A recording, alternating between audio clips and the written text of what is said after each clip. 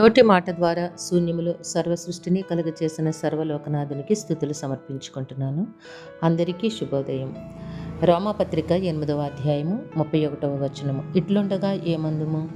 దేవుడు మన పక్షముననుండగా మనకు విరోధి ఎవడు? దేవునికి మహిమ కలుగును గాక.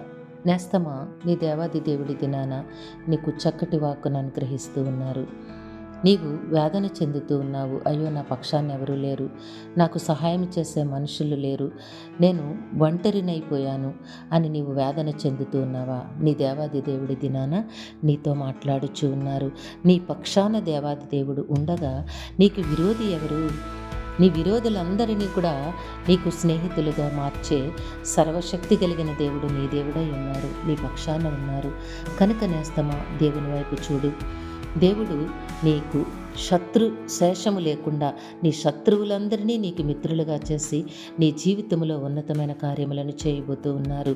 నీవు ఎన్నో ఆశీర్వాదకరమైన మేలులు దేవుని నుంచి పొందుకుంటావు. దేవుడు నిన్ను దీవించి ఆశీర్వదించునుగాక.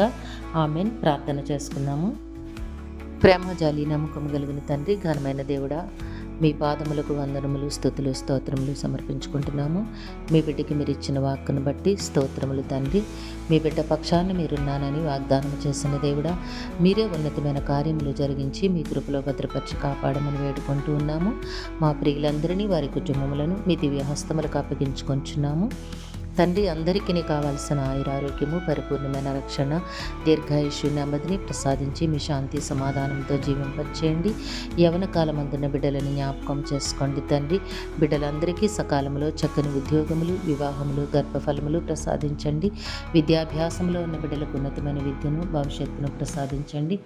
పరీక్షలు రాస్తున్న బిడ్డలకి ఆరోగ్యమును, జ్ఞానమును, జ్ఞాపకశక్తిని అనుగ్రహించి పరీక్షా సమయంలో ప్రతి ప్రశ్నకు సరైన సమాధానమును రాసి ఉన్నతమైన విజయము పొందినట్లుగా దీవించండి.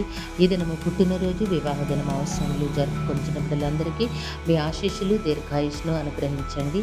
మా ప్రియుల కుటుంబముల్లో ఉన్న సమస్త విధములైన శోధనలు తొలగించి మేలులతో హృదయాలు తృప్తిపరిచి మీ కృపలో భద్రపరిచి కాపాడమని సమస్తమును మీ కృపకు అప్పగించుకుంటూ ఈ ప్రార్థన మా రక్షకుడును మీ ప్రియ కుమారుడైన యేసుక్రీస్తు వారి అతి శ్రేష్టమైన నామమున అడిగి వేడుకొనుచున్నాము తండ్రి. ఆమేన్, ఆమేన్, ఆమేన్.